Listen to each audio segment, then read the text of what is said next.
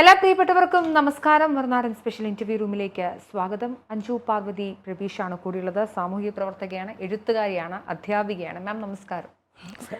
PM Shri സ്കീമിനെ കുറിച്ചാണ് നമുക്ക് സംസാരിക്കുന്നത്. നിരവധി ആളുകൾക്ക് സംശയങ്ങളുണ്ട്, ആളുകൾക്ക് ഒരു ആശയക്കുഴപ്പമുണ്ട്. രാഷ്ട്രീയ പാർട്ടികൾ തമ്മിലൊരു എന്താ പറയുക, ഇപ്പം കോൺഗ്രസ് ഇതിനെ പൂർണ്ണമായും എതിർക്കുന്നു, CPI എതിർക്കുന്നു, CPM അനുകൂലിച്ചു, ഇപ്പോൾ തിരികെ വന്നു. ഫണ്ടുമായി ബന്ധപ്പെട്ട ഇഷ്യൂസ് ഉണ്ട്. കേരളം, തമിഴ്നാട് പോലുള്ള അല്ലെങ്കിൽ ബംഗാൾ പോലുള്ള സംസ്ഥാനങ്ങൾ ഇതിനെ അക്സെപ്റ്റ് ചെയ്തിരുന്നില്ല. എന്നാൽ ചില സംസ്ഥാനങ്ങൾ അക്സെപ്റ്റ് ചെയ്തിരുന്നു. ഗുണങ്ങളുമുണ്ട് ദോഷങ്ങളുമുണ്ട് എന്ന് പറയപ്പെടുന്നുണ്ട്. എനിക്ക് രാഷ്ട്രീയത്തിലേക്ക് കടക്കുന്നതിന് മുന്നേ PM ശ്രീയെക്കുറിച്ച് മാമിൻ്റെ അഭിപ്രായം എന്താണ്? എങ്ങനെയാണ് ഒബ്സർവ് ചെയ്യുന്നത്? ഓക്കെ, ഇത് നമുക്കിവിടെ പൊളിറ്റിക്സ് ഒക്കെ മാറ്റി വയ്ക്കാം. ആസ് എ ടീച്ചർ ഇത്രയും വർഷം നമുക്ക് എക്സ്പീരിയൻസ് ഉള്ളത്, അല്ലെങ്കിൽ കരിക്കുലം ഒക്കെ കൈകാര്യം ചെയ്യുന്ന രീതിയിലുള്ള ടീച്ചർ എന്ന് പറയുമ്പോൾ ആ രീതിയിൽ വെച്ച് നോക്കുകയാണെങ്കിൽ PM ശ്രീ എന്ന് പറയുമ്പോൾ എന്തുകൊണ്ട് സത്യം ആ ഫുൾ ഫോം തന്നെ നമുക്ക് എടുത്തു കഴിഞ്ഞാൽ പ്രൈം മിനിസ്റ്റേഴ്സ് എന്താ സ്കൂൾ ഫോർ റൈസിങ് ഇന്ത്യ, അതാണ്. അതിൽ ശരിക്കും ഒരുപാട് അതിന് മുമ്പ് തന്നെ നമുക്ക് പറയേണ്ട ഈ ഒരു PM ശ്രീ പറയുമ്പോഴും അതുമായിട്ട് ബന്ധപ്പെട്ട NEP ഉണ്ട്, നമ്മുടെ നാഷണൽ എഡ്യൂക്കേഷൻ പോളിസി 2020 അത് വെച്ചിട്ടാണല്ലോ. അപ്പോൾ നമ്മൾ ഇപ്പോഴാണ് ഈ ഒരു PM ശ്രീയെക്കുറിച്ച് ഇവിടെ വലിയൊരു ചർച്ചാ വിഷയമായത്. 2022 സ്റ്റാർട്ട് ചെയ്തിട്ടുള്ളതാണ്. പല എല്ലാ സ്റ്റേറ്റ്സിലും ഉണ്ടല്ലേ. അപ്പോൾ അതിൽ തന്നെ നമുക്ക് പറയുമ്പോൾ കോൺഗ്രസ് ഭരിക്കുന്ന സംസ്ഥാനങ്ങളുണ്ടെന്ന് പറയുമ്പോൾ അവർ വന്ന ശേഷമുണ്ട്. ബട്ട് സ്റ്റിൽ രാജസ്ഥാൻ നമുക്കറിയാൻ പറ്റും, രാജസ്ഥാനിലും അവിടെ ഉണ്ടായിരുന്നു. അപ്പോൾ ഇവിടെ കേരളത്തിൽ ഇതിപ്പം വലിയ വിഷയമായേക്കണമെന്ന് വെച്ച് കഴിഞ്ഞാൽ ഞാനതാ പറഞ്ഞത്. ഇവിടെ നമ്മുടെ ഒരു പ്രശ്നം എന്താണെന്ന് വെച്ച് കഴിഞ്ഞാൽ കേരളത്തിലെ മൊത്തത്തിൽ നോക്കുമ്പോൾ ഇവിടെ മൊത്തത്തിലൊരു പോളറൈസേഷനാണ്. എന്ത് കാര്യം എത്ര നല്ലൊരു വിഷയമാണെങ്കിലും ആ വിഷയത്തിൽ കൊണ്ടുവന്ന് രാഷ്ട്രീയം അല്ലെങ്കിൽ മതം ഇത് രണ്ടും വെച്ചിട്ടൊരു പോളറൈസ് ചെയ്ത് അതിൻ്റെ ഏറ്റവും നല്ല വശങ്ങളെക്കുറിച്ച് നമ്മൾ ചർച്ച ചെയ്യില്ല. We are always thinking about the political side. അത് PMൻ്റെ ഫോട്ടോ വെച്ചതുകൊണ്ടും അങ്ങനെ ആയതുകൊണ്ട് കാവ്യവൽക്കരണം വരുന്നു എന്നുള്ളൊരു നെറേറ്റീവ്സ് ഒരുപാടിടത്ത് കണ്ടു. പക്ഷെ ഞാൻ ചോദിക്കുന്നത്, ഇങ്ങനെ ഒരു എഡ്യൂക്കേഷൻ സിസ്റ്റത്തിൽ അങ്ങനെ ഇംപ്ലിമെൻ്റ് ചെയ്യൊരു കാവ്യം ഒന്നും നമുക്ക് ഇൻജക്റ്റ് ചെയ്യാൻ പറ്റത്തില്ല. കാരണം ഞാൻ വർഷങ്ങളായിട്ട് ഇപ്പം ഞാൻ എബ്രോഡ് പഠിപ്പിക്കുന്നുണ്ട്. അതിനോടൊപ്പം തന്നെ എൻ്റെ ഒരു ബിഗിനിങ് തന്നെ ഒരു ICSE സ്കൂളാണ്. ICSE സ്കൂള് അങ്ങനെ സ്റ്റാർട്ട് ചെയ്തപ്പോൾ അന്ന് ഇപ്പം നമ്മുടെ ഒരു NEP പോളിസിയുടെ അറിയാമല്ലോ, സ്കീം എന്ന് പറയുമ്പം നമുക്കറിയാം 5+3+3 ആ ഒരു ഇതാണല്ലോ പലരും എതിർത്തുകൊണ്ടിരിക്കുന്നത്. ഡെഫിനറ്റ്ലി ഞങ്ങളൊക്കെ ഒരു കൺസെപ്റ്റ് വെച്ചാൽ സ്കൂൾസ് 20 years ബാക്ക് തന്നെ സ്റ്റാർട്ട് ചെയ്തിട്ടുണ്ട് ഇതേ ഒരു കൺസെപ്റ്റിൽ.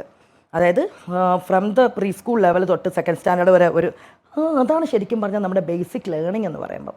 നമ്മൾ എബ്രോഡിലൊക്കെ പോയി കഴിഞ്ഞാൽ ഏറ്റവും കൂടുതൽ ടീച്ചിങ്ങിൽ അല്ലെങ്കിൽ വിദേശ രാജ്യങ്ങളിലൊക്കെ ചെന്ന് കഴിഞ്ഞാൽ ടീച്ചേഴ്സിന് ഏറ്റവും കൂടുതൽ സാലറി കിട്ടുക അവിടെ പ്രൈമറി ലെവൽ പഠിപ്പിക്കുന്ന ടീച്ചേഴ്സ്, എസ്പെഷ്യലി മോൺസോറി അങ്ങനത്തെ ലെവലാണ്. ബിക്കോസ് ബിൽഡിംഗ് ആണ്, ആ ബ്ലോക്സ് പോലെ ഇങ്ങനെ പഠിപ്പിച്ച് കുട്ടികളെ കൊണ്ടുവരുവാണ്. അപ്പോൾ ആ രീതിയിൽ കൊണ്ടുവന്നിട്ടുണ്ട്. അപ്പോൾ അതാണ് NEP പോളിസിയിൽ അങ്ങനെ കുറേ കാര്യങ്ങൾ വന്നിട്ടുണ്ട്. മെയിനായിട്ട് നമ്മുടെ ഒരു സ്റ്റൈൽ ഓഫ് ടീച്ചിങ് ഉണ്ട് മോളെ മനുജ. ബിക്കോസ് യൂഷ്വലി ഇവിടെയൊക്കെ പറഞ്ഞ് കുറേ മഗ്ഗിങ് അപ്പാണ് കുട്ടികൾക്ക്. Teachers they are coming to school as a teacher. പക്ഷേ ടീച്ചറിൻ്റെ റോൾ ഒരിക്കലും ഒരു ടീച്ചറല്ല. ടീച്ചർ എന്ന് പറയുമ്പോൾ ഒരു ഗൈഡാണ്, മെൻറ്ററാണ്, ഫെസിലിറ്റേറ്ററാണ്. ഇത് ഇങ്ങനെ കുറേ റോൾസ് ഉണ്ട്. അപ്പോൾ നമ്മൾ ഒരു കൺവെൻഷണൽ ഫണ്ട് വന്ന് സ്കൂളിൽ വന്നിട്ട് ടെക്സ്റ്റ് ബുക്ക് എടുക്കുന്നു, ആ സിലബസിലുള്ള പോലെ പഠിപ്പിക്കുന്നു, കുറേ ബോർഡിൽ എഴുതിയിട്ട് പോകുന്നു, കുട്ടികളൊന്നും പഠിക്കുന്നില്ല. പക്ഷെ അതല്ല അതാണ് NEP പോളിസിയെക്കുറിച്ച് പോലും പലർക്കും ശരിക്കും ശരിയായിട്ടുള്ളൊരു ധാരണയില്ല. ഈ NEP പോളിസി എന്ന് പറഞ്ഞു കഴിഞ്ഞാൽ ഡെഫിനറ്റ്ലി നമുക്കവിടെ അറിയാം 86 ശേഷം വന്നിട്ടുള്ളൊരു ആ ഒരു ഇതിന് ശേഷം വന്നിട്ടുള്ള 34 വർഷങ്ങൾക്ക് ശേഷം വന്നിട്ടുള്ള 30 വർഷം അത്രയും ആയ ശേഷമുള്ളൊരു പോളിസിയാണ് NEP പോളിസി. അതിപ്പം BJP ഗവൺമെൻറ് കൊണ്ടുവന്നതായതുകൊണ്ട് എതിർക്കപ്പെടണം എന്നുള്ള രീതിയിലാണ് എതിർപാടി. ഓഫ് കോഴ്സ് പൊളിറ്റിക്സ് വന്നു കഴിയുമ്പോൾ അവരെതിർക്കും, തീർച്ചയായിട്ടും അവർ ആ സൈഡിൽ എതിർക്കും. ഇനി ഇവിടെ CPM അല്ലെങ്കിൽ CPI ആ ഒരു കോൺഫ്ലിക്റ്റ് ഇതുമായിട്ട് ബന്ധപ്പെട്ടിട്ടുണ്ട്. ഇത് ശരിക്കും ഈ കോൺഫ്ലിക്റ്റ് എന്ന് പറഞ്ഞു കഴിഞ്ഞാൽ ഇതിനെന്താണ് നയം എന്നറിയാതെയാണ്. അത് നമ്മുടെ ഒരു റൂട്ട് ലെവലിൽ നോക്കിക്കഴിഞ്ഞ് കഴിഞ്ഞാൽ BJP കൊണ്ടുവരുന്ന എന്ത് നയങ്ങളാണെങ്കിലും ആദ്യം അതിലൊരു കാവ്യ കൊണ്ടുവരിക, കാവ്യവൽക്കരണം എന്ന് പറഞ്ഞിട്ട് ഒരു സഫ്രണൈസേഷൻ ആ ഒരു പേരിൽ ചാപ്പ കുത്തി വെച്ചിട്ട് അതിൻ്റെ എന്താ പറയുക, അങ്ങനെ നോക്കണമെങ്കിൽ എല്ലാം കേന്ദ്ര ഗവൺമെൻറ് എല്ലാ ഫണ്ടുകളും നമുക്ക് ഇവിടെ കിട്ടുന്നുണ്ടല്ലേ പല രീതികളിലായിട്ട്. പക്ഷെ അപ്പോഴും എതിർക്കപ്പെടുന്ന ഒരു പ്രധാനപ്പെട്ട കാര്യം അവർ ഇൻജെക്റ്റ് ചെയ്യുന്നത്. ഇപ്പോൾ ഒരാളെ നമുക്ക് കാവ്യവൽക്കരിക്കണം അല്ലെങ്കിൽ ഒരു സമൂഹത്തെ കാവ്യവൽക്കരിക്കണമെങ്കിൽ കുറേ അധികം ആളുകൾ ഇപ്പോൾ RSS ഇറക്കി വിട്ട് അവിടെ ഒരു വംശീയ ഉന്മൂലനം നടത്തിക്കൊണ്ടൊന്നും ആയിരിക്കില്ല. ബൗദ്ധികമായ ചില മാറ്റങ്ങൾ, ഇപ്പോൾ ഉദാഹരണത്തിന് അൺവാണ്ടഡ് ആയിട്ടുള്ള രീതിയിലുള്ള പഠന രീതികൾ, ഇപ്പോൾ പ്രാക്ടിക്കൽ ലെവലുള്ള പഠന രീതിയെക്കുറിച്ച് പറയുന്നു, സ്മാർട്ട് ക്ലാസ് റൂംസ് ഉണ്ടാക്കുന്നു, കുറേയും കൂടി ഫണ്ട് വരുമ്പോൾ സ്വാഭാവികമായും അത്യാധുനിക ടെക്നോളജിയിൽ കുട്ടികൾക്ക് പഠിക്കാൻ സാധിക്കുന്നു. അപ്പം അവരെ സംബന്ധിച്ചിടത്തോളം പ്രാക്ടിക്കൽ ലെവൽ ഒരു പൗരൻ എന്ന രീതിയിൽ ഇറങ്ങി പൂർണ്ണമായും അർത്ഥത്തിൽ അല്ലേ. അങ്ങനെ വരുമ്പോൾ പോലും പലയിടങ്ങളിലും ജ്ഞാനശാസ്ത്രം പഠിപ്പിക്കുന്നതിൽ അതിലൊരു ഹിന്ദു മിത്തോളജിയുടെ എന്താ പറയുക കൂടുതൽ സ്വാധീനമുണ്ട് എന്നുള്ള ആരോപണങ്ങൾ നിലനിൽക്കുന്നുണ്ടല്ലോ. അപ്പോൾ അതിനെ നമുക്ക് എങ്ങനെ എതിർക്കാൻ സാധിക്കും? ഞാൻ ചോദിക്കാം, നമുക്ക് നമ്മുടെ സ്റ്റേറ്റ് സിലബസ് മാറിയിട്ട് അപ്പാർട്ട് ഫ്രം വർഷങ്ങളായിട്ട് ഇന്ത്യയിലെ മിക്ക സ്കൂൾസിലും അല്ലെങ്കിൽ KV തന്നെ എടുക്കാം, ആ ഫോളോ ചെയ്യുന്നത് NCERT സിലബസ് CBSE ആണ്. ഞാൻ ഈ ICSE സിലബസ് 20 years ബാക്ക് പഠിപ്പിച്ചുകൊണ്ടിരിക്കുകയാണ്. അപ്പോൾ തൊട്ട് എങ്ങനെയാണെന്ന് വെച്ചാൽ ഹിസ്റ്ററി, ഇപ്പം എല്ലാവരുടെയും ഒരു ടെൻഷൻ എന്ന് പറയുമ്പോൾ ചരിത്രം എങ്ങനെ അപനിർമ്മിക്കപ്പെടുമോ, അല്ലെങ്കിൽ അവിടെ 6th സ്റ്റാൻഡേർഡ് തൊട്ട് ചരിത്രം എന്ന് പറയുമ്പോൾ ആദ്യം ഏൻഷ്യൻ്റ് ഇന്ത്യയാണ്. പക്ഷെ നമ്മുടെ ഇവിടെ കേരള സിലബസുകളിൽ എത്രത്തോളം അങ്ങനെ ഒരു നമുക്കറിയാം, കുറേ ഇങ്ങനെ പഠിച്ചു പോകും. ഏൻഷ്യൻ്റ് ഇന്ത്യ എന്ന് പറയുമ്പോൾ തന്നെ ഇവിടെ ഉള്ള സിലബസിൽ ഒരു ഇൻഡസ് വാലി സിവിലൈസേഷൻ വെച്ചങ്ങ് തുടങ്ങുവാണ്. അതല്ല നമ്മുടെ ഏൻഷ്യൻ്റ് ഇന്ത്യ എന്ന് പറഞ്ഞാൽ. ഏൻഷ്യൻ്റ് ഇന്ത്യ വെച്ച് അങ്ങനെ തുടങ്ങിയിട്ട് അതൊരു 6th സ്റ്റാൻഡേർഡ് മുഴുവൻ അത് പഠിക്കുവാണ്. അത് കഴിഞ്ഞ് 7th എത്തുമ്പോഴേക്കും ഡെഫിനറ്റ്ലി മെഡീവൽ ഏജ് വന്നു. മെഡീവൽ ഏജ് വരുമ്പോൾ എന്തായാലും ഉള്ളത് തന്നെയാണല്ലോ, ഇൻവേഷൻ ഓഫ് മുസ്ലിംസ് എന്നുള്ള രീതിയിൽ തന്നെയാണ് നമ്മൾ പഠിക്കുക. മുഹമ്മദ് ബിൻ ഖാസിം വന്നിട്ട് സ്റ്റാർട്ട് ചെയ്തു എന്നുള്ള ഇതിൽ പിന്നെ ഡൽഹി സുൽത്താനേറ്റ് മുഗൾ അത് പഠിക്കുന്നു. അത് കഴിഞ്ഞ് നമ്മൾ നേരെ മോഡേൺ എറയിലേക്ക് 8th ഒക്കെ ആകുമ്പോഴേക്കും അങ്ങോട്ട് ഫ്രീഡം സ്ട്രഗിളിലേക്ക് പോകണം. ഇത് വർഷങ്ങളായിട്ട് CBSE ICSE സ്കൂൾസ് ഇംപ്ലിമെൻറ്റ് ചെയ്തുകൊണ്ടിരുന്നതാണ്. അപ്പോൾ എത്രയോ വർഷങ്ങളായിട്ട് അത് നമുക്കിപ്പോൾ നമ്മുടെ കേരള സിലബസിലുള്ള കുട്ടികൾ പഠിച്ചിട്ടില്ലായിരുന്നു, അല്ലെങ്കിൽ മറ്റു സ്കൂൾസിൽ ഞാൻ അവിടെ വീണ്ടും ചൂണ്ടിക്കാണിക്കാനുള്ള ഒരു കാര്യം പറയാമെന്ന് വെച്ച് കഴിഞ്ഞാൽ VD സവർക്കർ. ഇപ്പം അദ്ദേഹമാണല്ലോ മെയിനായിട്ട് ഇവിടെ സവർക്കർ എന്ന് പറഞ്ഞു കഴിഞ്ഞാൽ അത് ഞാനൊക്കെ പഠിപ്പിച്ചപ്പം, അതായത് 2010 പിള്ളേരെ പഠിപ്പിക്കുമ്പോൾ VD സവർക്കർ അന്ന് ഭരണം ആരാന്ന് നോക്കണം. VD സവർക്കറിൻ്റെ ഫസ്റ്റ് വാർ ഓഫ് ഇൻഡിപെൻഡൻസ് ആദ്യമായിട്ട് ടേം ചെയ്തത് VD വീർ ദാമോദർ സവർക്കർ എന്ന് പറഞ്ഞ് കുട്ടികൾക്ക് പഠിപ്പിച്ചുകൊണ്ടിരിക്കുവാണ്. അന്ന് ഈ സവർക്കർ എന്ന് പറഞ്ഞു കഴിഞ്ഞാൽ ഇവിടെയാണെന്നോ അങ്ങനെ ഒരു വീതം വെപ്പില്ല, മനസ്സിലാവുന്നുണ്ടോ? ശരിക്കും ഈ ഒരു ഫസ്റ്റ് വാർ ഓഫ് ഇൻഡിപെൻഡൻസ് ഇദ്ദേഹമാണ് അങ്ങനെ ഒരു ടേം കോയിൻ ചെയ്തത്. അതിന് മുമ്പ് വരെ നമുക്കിവിടെ സിപ്പോയിലകളാണ് ആ ഒരു ആ പ്രക്ഷോഭത്തെ അറിയപ്പെട്ടുകൊണ്ടിരുന്നത്. 1857 ഞാൻ ഉദ്ദേശിക്കുന്നത്. ആ റിവോൾട്ടിനെ ആദ്യമായിട്ട് അല്ല, ഇത് ബ്രിട്ടീഷുകാർക്കെതിരെയുള്ള ഫസ്റ്റ് വാർ ഓഫ് ഇൻഡിപെൻഡൻസ് ആണെന്നുള്ള ടേം കോയിൻ ചെയ്തത് വരെ VD സവർക്കറാണ്. ഇത് ഞാൻ കുട്ടികളെ പഠിപ്പിച്ചിട്ടുണ്ട്. അപ്പോൾ ഇതൊക്കെയാണ്. അപ്പോൾ എന്നിട്ട് എത്ര കുട്ടികൾ അതിലേക്ക് സംഖ്യയായി പോയി.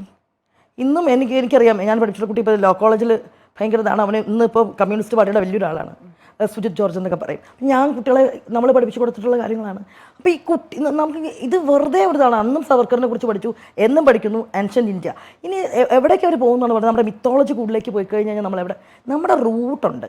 എത്രയൊക്കെ നമ്മൾ മെറ്റാഫിസിക്സ് അല്ലെങ്കിൽ ഇതിലൊക്കെ പോയി കഴിഞ്ഞാൽ ഏത് സ്കൂൾസാണ് ഇപ്പോൾ മെറ്റാഫിസിക്സിന് മാത്രം പ്രയറിൽ ഇമ്പോർട്ടൻസ് കൊടുത്ത് പഠിപ്പിക്കുന്ന ഏത് സിലബസ് ഉണ്ട് നമ്മുടെ കയ്യിൽ? ഒരു സിലബസും ഇല്ല. ഇപ്പോൾ എബ്രോഡ് ആയിക്കോട്ടെ, ഞാനിനി മാൾഡീവ്സിലെ എഡ്യൂക്കേഷൻ സിസ്റ്റം അവിടെ ഫോളോ ചെയ്യണം IGCSE ആണ്. IGCSE കാംബ്രിഡ്ജ് സിലബസ് ഫോളോ ചെയ്യുമ്പോൾ പോലും അവരുടെ കൾച്ചർ ഡെഫിനറ്റ്ലി ഇസ്ലാം ഇമ്പോർട്ടൻസ്, ദിവേഹി എന്ന് പറഞ്ഞ ലാംഗ്വേജിന് ഇമ്പോർട്ടൻസ്, അവരുടെ ആ ഒരു കൾച്ചറൽ ഹെറിറ്റേജിന് ഇമ്പോർട്ടൻസ് കൊടുത്തിട്ട് പഠിപ്പിക്കുകയാണ്. സോ വൈ ഇന്ത്യക്ക് വരുമ്പോൾ മാത്രം എന്തുകൊണ്ടാണ് ഇപ്പോൾ ഹിന്ദുത്വം എന്നുള്ളൊരു കൺസെപ്റ്റ് മാറ്റി വയ്ക്കൂ? ബട്ട് ഡെഫിനറ്റ്ലി നോക്കിക്കഴിഞ്ഞ് കഴിഞ്ഞാൽ ഇന്ത്യൻ നമ്മുടെ ഒരു സംസ്കൃതിയിൽ വരുമ്പോൾ ഡെഫിനറ്റ്ലി അത് പോകുക എന്നുകൊണ്ടായിരിക്കും ഹിന്ദു മെത്തോളജിയിലേക്ക് തന്നെ പോകും. ബിക്കോസ് അതങ്ങനെയാണ്. അത് ആരുടെയും ബിക്കോസ് ഇവർ അത് അജണ്ട കുത്തിവെക്കുന്നു, ഇൻജക്ട് ചെയ്യുന്നു പറയുന്ന കാര്യമില്ല.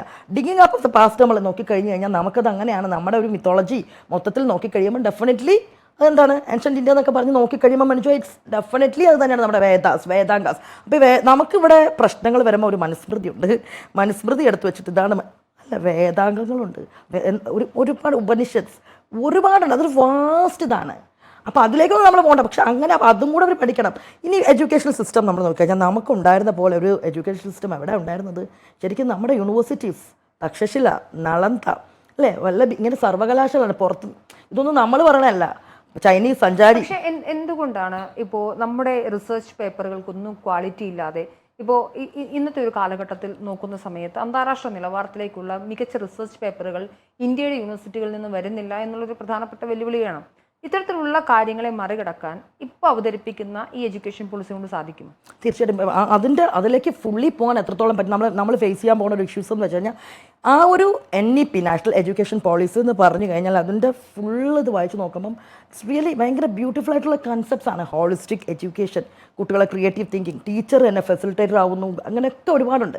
പക്ഷെ അവിടെ നമ്മൾ ഫേസ് ചെയ്യാൻ പോകുന്ന ഇഷ്യൂ എന്താണെന്ന് വെച്ച് കഴിഞ്ഞാൽ പല സ്റ്റേറ്റ്സും ഈ ഒരു എഡ്യൂക്കേഷൻ ഇംപ്ലിമെൻറ്റ് ചെയ്യാനും വേണ്ടിയിട്ടുള്ള, കാരണം നമ്മുടെ ഒരു വലിയൊരു രാജ്യമാണ് നമ്മൾ ഫേസ് ചെയ്തുകൊണ്ടിരിക്കണമെന്ന് വെച്ച് കഴിഞ്ഞാൽ ഡെഫിനറ്റ്ലി പവർട്ടി ഭയങ്കര പ്രശ്നമായിട്ട് തന്നെ നമ്മുടെ മുന്നിലുണ്ട്. എത്രത്തോളം അപ്പം ഇത് നാഷണൽ എഡ്യൂക്കേഷൻ പ്രോജക്റ്റ് ഇത് അവിടെയാണ് നമ്മൾ വീണ്ടും നോക്കണം. ഇപ്പം നമുക്ക് നോക്കാം CBSE സ്കൂൾസ്, ICSE സ്കൂൾസ് ട്രിവാൻഡ്രത്ത്, അതും സർക്കാർ സ്കൂളിലെ കുട്ടികളും തമ്മിൽ നോക്കിക്കഴിഞ്ഞാൽ ഇപ്പം ഒരു ഇംഗ്ലീഷ് ലെറ്ററിൻ്റെ കാര്യം തന്നെ വരുമ്പം ഡെഫിനറ്റ്ലി നോക്കുമ്പോൾ ഒബ്വിയസ്ലി വി നോ ഒരു ICSE CBSE പഠിക്കും അവർ നല്ല ഞാൻ ബൂസ്റ്റപ്പ് ചെയ്യണം. പക്ഷേ ആ level of thinking is different. ഒരു സ്റ്റേറ്റ് കുട്ടിയോട് പറഞ്ഞു കഴിഞ്ഞാൽ പെട്ടെന്ന് അത്രയ്ക്ക് എഴുതാൻ പറ്റില്ല. അതിപ്പോൾ ഇവരുടെ എഡ്യൂക്കേഷണൽ സിസ്റ്റം മോശം. പക്ഷേ ആ രീതിയിലാണ് ഇവിടുത്തെ. ഞാൻ ഒരുപാട് സ്കൂൾസിൽ ടീച്ചേഴ്സിന് വർക്ക്ഷോപ്സ് കൊടുക്കാൻ വേണ്ടി പോകും, അതുപോലെ സെമിനാർസ് കണ്ടക്ട് ചെയ്യാൻ വേണ്ടി പോകും. ഒരുപാട് എനിക്ക് സങ്കടം തോന്നും. പല ടീച്ചേഴ്സിന് അവർ പഠിപ്പിക്കുന്ന ഒരു സബ്ജക്റ്റിനപ്പുറം ഒരു മൾട്ടി ഡിസിപ്ലിനറി ആയിട്ടുള്ള കാര്യങ്ങൾ അറിയില്ല. മനസ്സിലാവുന്നുണ്ട്? അപ്പോൾ അങ്ങനെയാണ്. ഇപ്പോൾ ഇംഗ്ലീഷ് പഠിപ്പിക്കുന്ന ഒരു ടീച്ചർ ഉണ്ടെങ്കിൽ ചില പല സ്കൂൾസിലും എയ്ഡഡ് സ്കൂളുകളുടെ കാര്യങ്ങൾ ഇപ്പോൾ എടുക്കുവാണെങ്കിൽ അവർക്ക് ആവശ്യമുള്ള ടീച്ചേഴ്സിനൊക്കെ കൊണ്ടുവന്ന് കയറ്റിയിട്ട് പ്രൈമറി സ്കൂളിലാണ് പഠിക്കുന്നത്. ഈ സോഷ്യൽ സയൻസ് പഠിപ്പിക്കുന്ന ടീച്ചർ തന്നെ ആയിരിക്കും ചിലപ്പോൾ ഇംഗ്ലീഷ് പഠിപ്പിക്കുക. അങ്ങനെയല്ല. അപ്പോൾ ഈ ഒരു അവരുടെ കൺസെപ്റ്റ് നാഷണൽ എഡ്യൂക്കേഷണൽ പോളിസി എന്ന് പറഞ്ഞാൽ അത് 2020 മനോഹരമായിട്ടുള്ള കൺസെപ്റ്റ്സ് ആണ്. അവിടെ ഈ ഒരു ഇത് കാവ്യവൽക്കരണവും അങ്ങനത്തെ ഒന്നും വരുന്നില്ല. ഇനി നമ്മളിപ്പോൾ കോൺഗ്രസ് എതിർക്കുന്നു എന്ന് പറയുന്നു. ശരിക്കും പറഞ്ഞാൽ സ്റ്റേറ്റ് ലിസ്റ്റിൽ ഉണ്ടായിരുന്നതാണ് എഡ്യൂക്കേഷൻ അല്ലേ. അത് കൺകറൻറ്റ് ലിസ്റ്റിലേക്ക് നിയമ ഭേദഗതി വരുത്തി മാറ്റിയതാരാണ്? 1976 ഇന്ദിരാഗാന്ധി അല്ലേ. അപ്പോൾ ആ ഒരു കൺകറൻറ്റ് ലിസ്റ്റിൽ വന്ന എഡ്യൂക്കേഷനാണ്. അപ്പം ഡെഫിനറ്റ്ലി അതിൽ ഗവൺമെൻറ്റിന് സെൻട്രൽ ഗവൺമെൻറ് ഓൾസോ ക്യാൻ.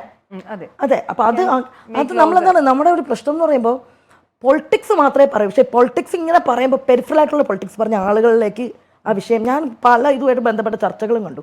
എല്ലാവരും പറഞ്ഞ് കാവ്യവൽക്കരിക്കുന്നു എന്നാണ്. എനിക്ക് അത് മനസ്സിലായിട്ടില്ല. കാരണം എൻ്റെ ഇത്രയും നാളത്തെ ഒരു എഡ്യൂക്കേഷണൽ ഇത് വെച്ച് നോക്കിയിട്ട് ഞാൻ ഇന്ന് വരെ ഇപ്പോൾ നമ്മുടെ NCERT സിലബസസും എല്ലാം നമ്മൾ നോക്കണേണ്. ഇപ്പോൾ കാവ്യയുടെ ഒരു എലമെൻറ്റ് ഞാൻ കാണുന്നില്ല.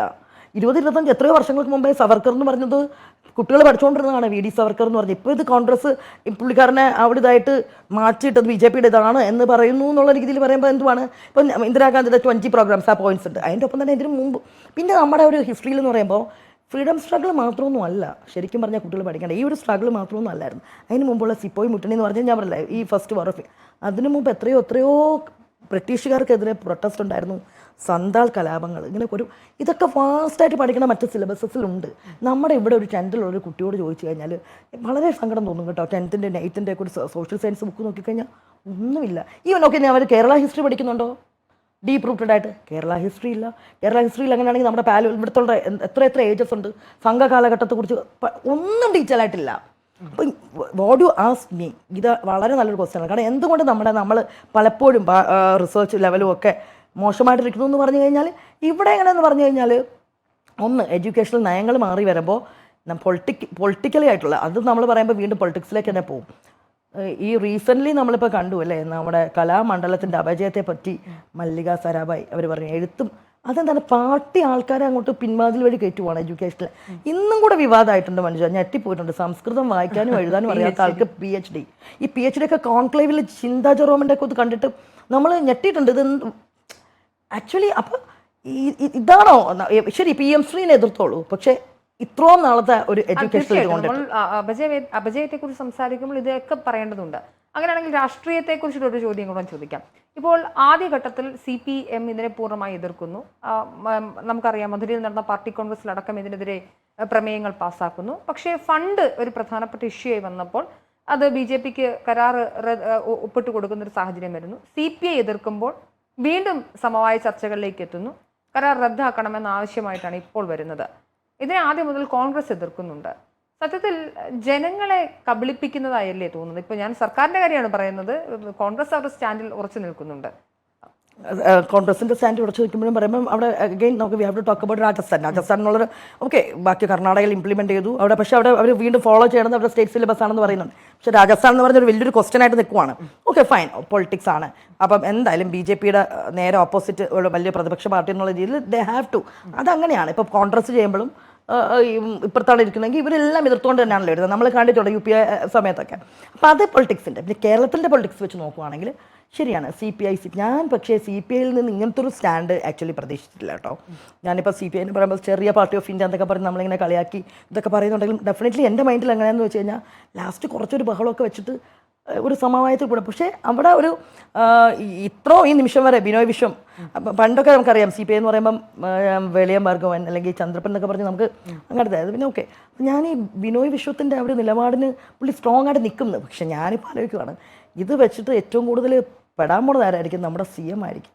CM മനസ്സിൽ വിചാരിക്കും എന്താ നിനക്കൊക്കെ ഇങ്ങനെയൊക്കെ പറയാം, ഇവിടെ എൻ്റെ മോൻ ഇവിടെ കട ഞാൻ പറയുന്നുണ്ട് മനുഷ്യ ഇവിടെ ഒരു ഒത്തുതീർപ്പ് രാഷ്ട്രീയമാണ് മൊത്തത്തിൽ. ഡെഫിനറ്റ്ലി BJPക്ക് എങ്ങനെയാണ് കോൺഗ്രസ് വരണമെന്നും ഉണ്ടാവില്ല. 5 വർഷം കൂടെ CPM ഭരിക്കട്ടെ. ഭരിച്ചു കഴിഞ്ഞാൽ മാത്രമേ ഇവിടുത്തെ ഇപ്പോൾ തന്നെ ജനങ്ങൾക്കറിയാം എല്ലാത്തിലും പ്രശ്നങ്ങളാണ്. ലഡ്ഡം എന്താ ഭരിച്ചിട്ട് Tripura and Bengal what happened കണ്ടതാണ്. അതുപോലെ ആവട്ടെ BJP വിചാരിക്കൂ അല്ലേ. അതുകൊണ്ട് തന്നെയാണ് ലാവലിനൊക്കെ നമുക്കറിയാം എത്ര നാളുകളായി. ഇതിപ്പം എന്തായാലും അവിടെ ഒരു അഡ്ജസ്റ്റ്മെൻറ്റ് രാഷ്ട്രീയം ഉണ്ട്. കാരണം കോൺഗ്രസ് മുക്ത ഭാരതം എന്ന് പറയുമ്പം അവരുടെ അജണ്ട തന്നെയാണ്. അപ്പോൾ അതാണ് മെയിനായിട്ടുള്ള കാര്യം. പക്ഷെ ഇപ്പം വലിയൊരു വെല്ലുവിളി CPM ഉയർത്തിക്കൊണ്ടിരിക്കുന്നത് CPI ആണ്. അപ്പോൾ ഇന്ന് വീണ്ടും മാറ്റം വരും, തീരുമാനം മാറും എന്ന് പറഞ്ഞു. പക്ഷെ ഞാനൊരു കാര്യം പറയട്ടെ, ഈ PM ശ്രീ നടപ്പാക്കി എന്ന് പറഞ്ഞ് ഇവിടെ ഒരു കാവ്യവൽക്കരണം ഉണ്ടാവില്ല. ഓക്കെ, ഇത് പൊളിറ്റിക്കലി മേ ബി പ്രശ്നങ്ങൾ ഉണ്ടാവുമല്ല, കുറേ കുട്ടികൾക്ക് എഡ്യൂക്കേഷണൽ, പലപ്പോഴും നമ്മൾ വയനാടൊക്കെ പോയി നോക്കുമ്പോൾ സങ്കടം വരും അല്ലേ, എന്താ ഉള്ളത്. അപ്പോൾ ഇങ്ങനത്തെ കുറച്ച് സ്കൂൾസ്, ഞാനിത് പറയാനുള്ളൊരു കാര്യമുണ്ട് കേട്ടോ. ഇതൊരു സ്കീമായിട്ട് ഇതുപോലൊരു നാഷണൽ ഗവൺമെൻറ്റിൻ്റെ ഒരു സ്കീം ഉണ്ടായിരുന്നു. പുനലൂർ ശബരിഗിരിയിൽ പോയാൽ ഐ വാസ് വർക്കിംഗ്. പുനലൂർ ഒരു കുറച്ച് ട്രൈബൽ മേഖലയാണ്. ഈ CBSE സ്കൂളാണ് ശബരിഗിരി.